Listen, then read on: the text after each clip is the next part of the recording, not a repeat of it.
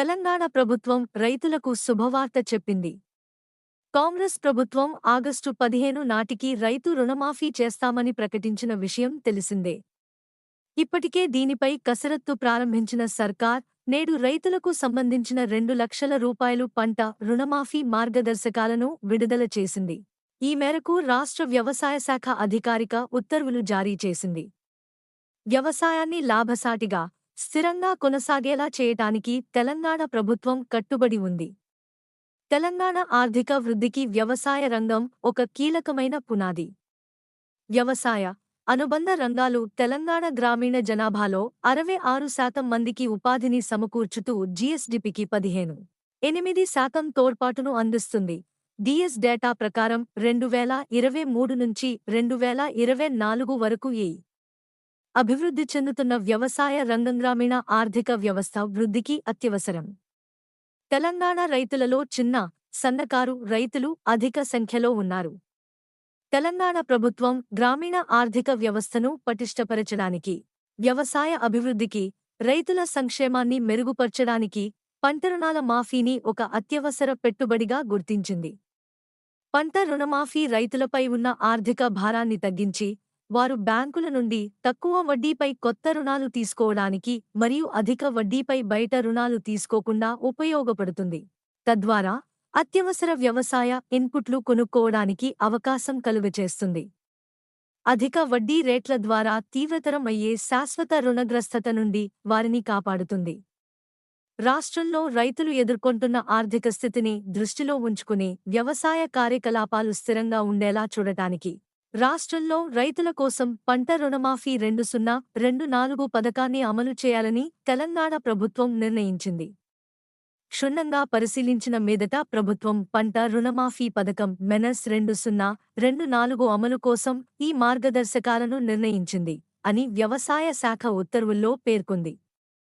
రుణమాఫీ మార్గదర్శకాలు. పంట రుణమాఫీ పథకం 2024 పరిధి, వర్తింపు.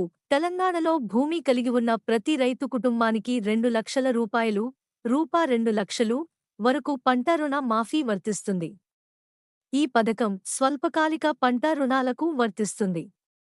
తెలంగాణ రాష్ట్రంలో ఉన్న షెడ్యూల్డ్ వాణిజ్య బ్యాంకులు, ప్రాంతీయ గ్రామీణ బ్యాంకులు, జిల్లా సహకార కేంద్ర బ్యాంకులు ఉమ్మడిగా బ్యాంకులు అని పిలువబడుతాయి. వాటి బ్రాంచ్ల నుండి రైతులు తీసుకున్న పంట రుణాలకు ఈ పథకం వర్తిస్తుంది. డిసెంబర్ 12, 2018 తేదీన లేదా ఆ తర్వాత మంజూరైన లేక రెన్యువల్ అయిన రుణాలకు మరియు డిసెంబర్ 9, 2023 తేదీ నాటికి బకాయి ఉన్న పంట రుణాలకు ఈ పథకం వర్తిస్తుంది. ఈ పథకం కింద ప్రతి రైతు కుటుంబం 2 లక్షల రూపాయల వరకు పంట రుణమాఫీకి అర్హులు. డిసెంబర్ 9, 2023 తేదీ నాటికి బకాయి ఉన్న అసలు, వర్తింపయ్యే వడ్డీ మొత్తం పథకానికి అర్హత కలిగి ఉంటుంది. రైతు కుటుంబం నిర్ణయించడానికి పౌర సరఫరాల శాఖ వారు నిర్వహించే ఆహార భద్రత కార్డు పిడిఎస్ డేటాబేస్ ప్రామాణికంగా ఉంటుంది. అట్టి కుటుంబంలో ఇంటి యజమాని, జీవిత భాగస్వామి, పిల్లలు మున్నగువారు ఉంటారు. పథకం అమలుకు ఏర్పాట్లు. వ్యవసాయ శాఖ కమిషనర్ మరియు సంచాలకులు, డిఓఏ, పంట రుణమాఫీ 2024 పథకాన్ని అమలు చేసే అధికారిగా నిర్ణయించబడింది. హైదరాబాద్లోని నేషనల్ ఇన్ఫర్మేటిక్స్ సెంటర్ ఎన్ఐసి ఈ పథకానికి బటి భాగస్వామి బాధ్యతలు నిర్వహిస్తారు. వ్యవసాయ శాఖ సంచాలకులు మరియు ఎస్ఐబసి సంయుక్తంగా ఈ పథకం అమలు కోసం ఒక ఐటీ పోర్టల్ను నిర్వహిస్తారు. ఈ ఐటీ పోర్టల్లో ప్రతి రైతు కుటుంబానికి సంబంధించిన లోన్ అకౌంట్ డేటా సేకరణ, డేటా వాలిడేషన్, అర్హత మొత్తాన్ని నిర్ణయించడానికి సౌకర్యం ఉంటుంది. ఈ బటి పోర్టల్లో ఆర్థిక శాఖ నిర్వహించే బిఎఫ్ఎంబిఎస్ పోర్టల్కి బిల్లులు సమర్పించడం, ఈ పథకానికి సంబంధించిన భాగస్వాములందరితో సమాచారాన్ని పంచుకోవడానికి, రైతులు ఇచ్చే ఫిర్యాదుల పరిష్కారానికి ప్రత్యేకమైన మాడ్యూల్స్ ఉంటాయి. ఈ పథకం అమలు కోసం ప్రతి బ్యాంకులో ఒక అధికారిని బ్యాంకు నోడల్ బిఎస్ఐ నియమించాలి. ఈ బ్యాంకు నోడల్ అధికారి బ్యాంకులకు, వ్యవసాయ సంచాలకులు మరియు ఎస్ఐసి మధ్య సమన్వయకర్తగా వ్యవహరిస్తారు. బ్యాంక్ని అధికారులు తమ సంబంధిత బ్యాంక్ యొక్క పంట రుణాల డేటాను డిజిటల్ సంగ చేయాలి. ప్రతి బ్యాంక్ తమ కోర్ బ్యాంకింగ్ సొల్యూషన్ సిబిఎస్ నుండి రెఫరెన్స్ మెమో మరియు జత చేసినట్టి ప్రొఫార్మాలో డిజిటల్ సంతకం చేసిన సంక్షిప్తిని ప్రభుత్వానికి సమర్పించాలి. ప్రాథమిక వ్యవసాయ సహకార సొసైటీలు సిబిఎస్లో లేవు. కాబట్టి పిఎస్సిఎస్కు అనుబంధమైన సంబంధిత బ్యాంక్ బ్రాంచ్ రిఫరెన్స్ రెండవ మెమో మరియు జత చేసినట్టి ప్రొఫార్మలో డేటాను డిజిటల్గా సంతకం చేసి ప్రభుత్వానికి సమర్పించాలి. ప్రతి బ్యాంకు సిబిఎస్ నుండి సేకరించిన డేటాను ప్రభుత్వానికి సమర్పించాలి. ఈ ప్రక్రియ యొక్క ఉద్దేశ్యం తప్పుడు చేరికలు, తప్పుడు తీసివేతలను నివారించడం. అవసరమైతే వ్యవసాయ శాఖ సంచాలకులు మరియు ఎన్ఐసి డేటా వాలిడేషన్ తనిఖీలను చేపట్టాలి.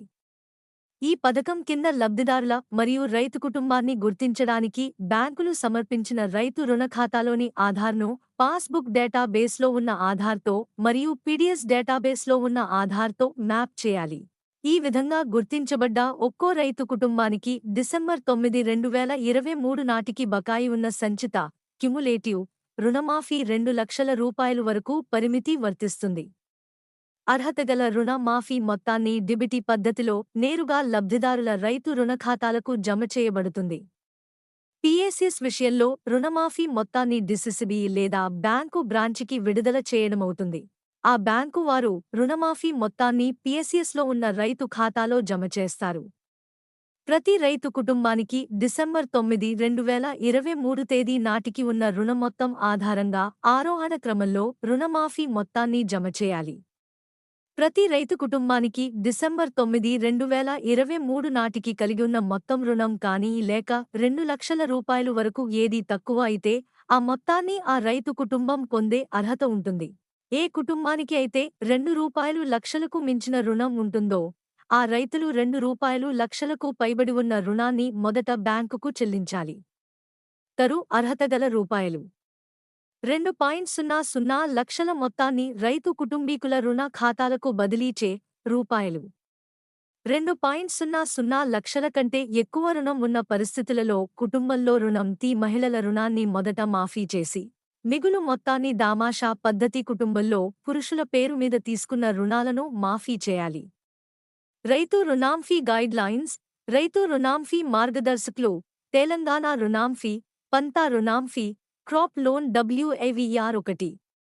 ఈ రుణమాఫీ ఎస్ఎచ్సీలు, జెల్సీలు, ఆరెంజ్లు, ఎల్ఎస్ఎస్లకు తీసుకున్న రుణాలకు వర్తించదు. 2. ఈ రుణమాఫీ పునర్వ్యవస్థీకరించిన లేదా రీషెడ్యూలు చేసిన రుణాలకు వర్తించదు. 3. కంపెనీలు, ఫండ్స్ వంటి సంస్థలకి ఇచ్చిన పంట రుణాలకు వర్తించదు. కానీ పిఎస్సిఎస్ ద్వారా తీసుకున్న పంట రుణాలకు వర్తిస్తుంది. 4. కేంద్ర ప్రభుత్వం అమలు చేసే పీఎం కిసాన్ మినహాయింపులను రాష్ట్ర ప్రభుత్వం వద్ద డేటా లభ్యంగా ఉన్నంత మేరకు మరియు ఆచరణాత్మకంగా అమలు చేయడం వీలైనంత వరకు పరిగణనలోనికి తీసుకోబడుతుంది. 5. బ్యాంకుల యొక్క బాధ్యత. ప్రతి బ్యాంకు ప్రాఫార్మా ఐటు జతచేయనైనది లో డేటాను బాధ్యతగా ప్రభుత్వానికి సమర్పించాలి. ఈ డేటాలో రైతుల అర్హత, ప్రతి రైతుకు సంబంధించిన పంట రుణ ఖాతా వివరాలు, సమాచార వాస్తవికత, సమగ్రత ఉండేలా సరియైన విధంగా ఇవ్వాలి. పథకం కోసం నిర్వహించే ప్రతి డాక్యుమెంటుపై, రూపొందించిన ప్రతి జాబితాపై బ్యాంకు బిఎస్ఓ డిజిటల్ సంతకం చేయాలి. నిర్ణీత మార్గదర్శకాలను ఉల్లంఘించి డేటాను సమర్పించిందని భవిష్యత్తులో కనుగొన్నట్లయితే చట్టప్రకారం బ్యాంకులపై చర్యలు తీసుకోవాలి. 6. రైతుల యొక్క బాధ్యతలు. ఈ పథకం క్రింద రుణమాఫీ పొందడానికి రైతులు తప్పుడు సమాచారం ఇచ్చినట్టు గుర్తించినట్లయితే లేదా మోసపూరితంగా పంట రుణాన్ని పొందినట్లు లేదా పంట రుణమాఫీకి అర్హులు కారని కనుగొన్నట్లయితే పొందిన రుణమాఫీ మొత్తాన్ని రైతు తిరిగి ప్రభుత్వానికి చెల్లించాల్సి ఉంటుంది. ఆ మొత్తాన్ని రికవరీ చేయడానికి చట్టప్రకారం వ్యవసాయ శాఖ సంచాలకుల వారికి అధికారం ఉంటుంది. 7. ఆడిటు. లోన్ అకౌంట్లలో ఉన్న డేటా యథార్థతను నిర్ధారించేందుకు సహకార శాఖ సంచాలకులు మరియు సహకార సంఘాల రిజిస్ట్రార్ ప్రాథమిక వ్యవసాయ సహకార సంఘాల ముందస్తు శాంపిల్ ప్రియాడిట్ను చేపట్టి అమలు అధికారికి వ్యవసాయ శాఖ సంచాలకులు వారు కనుగొన్న విషయాలను సమర్పించాలి. 8. ఈ పథకం క్రింద లబ్ధి పొందిన ప్రతి రైతు బ్యాంకు అకౌంట్ను ఆర్బీఐ నాబార్డ్ కార్యవిధానం ప్రకారం ఆడిట్ చేయించే అధికారం ప్రభుత్వానికి ఉంటుంది. ఆ చట్టబద్ధ స్టాట్యుటరీ ఆడిటర్లు, ప్రత్యేక ఆడిటర్ల ద్వారా చేయించవచ్చును. 9. పర్యవేక్షణ, ఫిర్యాదుల పరిష్కారం. పథకం గురించి రైతుల సందేహాలకు, ఇబ్బందులను పరిష్కరించడానికి వ్యవసాయ శాఖ సంచాలకులు ఒక పరిష్కార విభాగాన్ని స్థాపించాలి. రైతులు తమ ఇబ్బందులను ఐటీ పోర్టల్ ద్వారా లేదా మండల స్థాయిలో స్థాపించిన సహాయ కేంద్రాల వద్ద తెలుపవచ్చు. ప్రతి అభ్యర్థనను సంబంధిత అధికారులు 30 రోజుల లోపు పరిష్కరించి దరఖాస్తుదారునికి తెలపాల్సి ఉంటుంది. మన ఛానల్కి సబ్స్క్రైబ్ చేసుకోండి, లైక్ చేయండి మరియు కామెంట్ చేయండి. మీ సపోర్ట్ మాకు చాలా ముఖ్యం. కొత్త వార్తలు మరియు అప్డేట్స్ కోసం బెల్ ఐకాన్ని నొక్కండి.